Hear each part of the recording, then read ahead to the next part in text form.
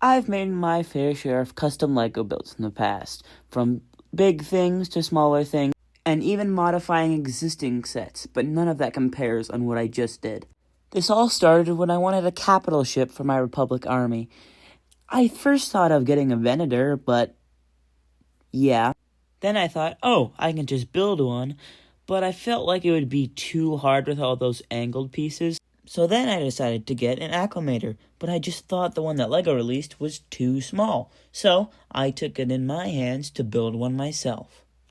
And this is how it turned out. Now, I'm going to go in depth on the design of the ship, how much time it took, and some of the techniques that I used to achieve all these angles. Starting off with, like, around this area, down the middle, that iconic red stripe, I just used a bunch of flat plates and stuff just to achieve all these angles, and well, not angles, but just everything, and I used a hinge piece to make it at ever so slight of a tilt, so I think that looks pretty good. And the two notable lines of plates on either side are held together by ball joints, which you can't really see, but they're in there. It's how they're connected to the base right here. There and there, and as we go up, like right here, you can see more ball joints are connected to these flat parts over here, and it's basically identical on either side. I know what you're gonna say, I don't have like the Republic logo, but I just didn't have the pieces, so what am I gonna do? But anyways, back to the actual build. I built these two miniature gunships to like look like they're flying alongside this, and as you can see from right here, there's this line of like slight greebling, which I used another hinge piece to achieve this angle on a jumper plate. It's identical on either side, like I said. It has its iconic 5 stripes, and this one's about of an angle to kind of look like it's into the ship, but I didn't really want it to hang off, so not too accurate, but that's just fine by me. And that's about it for those flat parts. Now on to here. This thing has a little bit more gaps, so now I really rely on hinge pieces in this build. It's like the only thing that I needed. And it's flat rather than the angled here, and the same on the other side. Now, onto the bridge. Since it's an Acclamator, it has only a single bridge other than the Venator's 2 bridges. As you can see, I used 2 blue studs, trans studs, to make it look like the glass. And on top, you see I added some tiles to make it look like the bridge.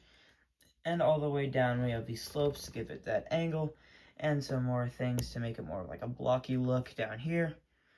And yeah, that's about it for that. Going to the back, you can see a little bit of the hull down there, which I probably need to expand, but I don't want to do that right now. We have all 4 engines here that are accounted for at this nice angle, which, say it with me now, was achieved by a hinge piece. And these 2 dagger wedges just hanging off of the side to give it a more accurate look. And I do really like how this looks from the back, like you put it up like that, it looks good. Now to the hull of the ship. It extends from the back of the ship all the way to right there. So it kind of gives it a nice sleek look. You can see all those slopes that I used to achieve these angles, and some more of the pieces that I used. I used a lot of snot bricks to achieve some of these. Still are some gaps, but I feel like it still does the job well. And it sits right here. It's good for display on like a table or something. And over here I have 2 trans tubes with 2 gray plates at the bottom, just so it's at the same level with that. And like I said, everything is mirrored on the other side, and it looks pretty good.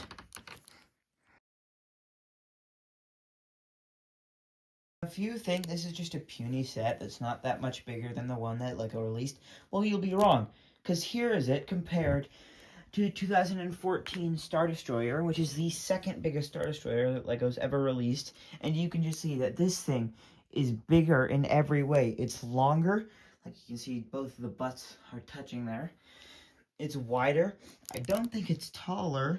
Actually, it might be, but this thing is just bigger than in every way. Then again, the Star Destroyer does use some better techniques, and it's a little more sturdy than mine. Mine is bigger, so how's that?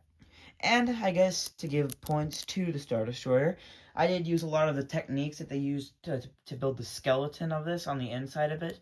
So if you ever want to know how I made this, just thank the Star Destroyer.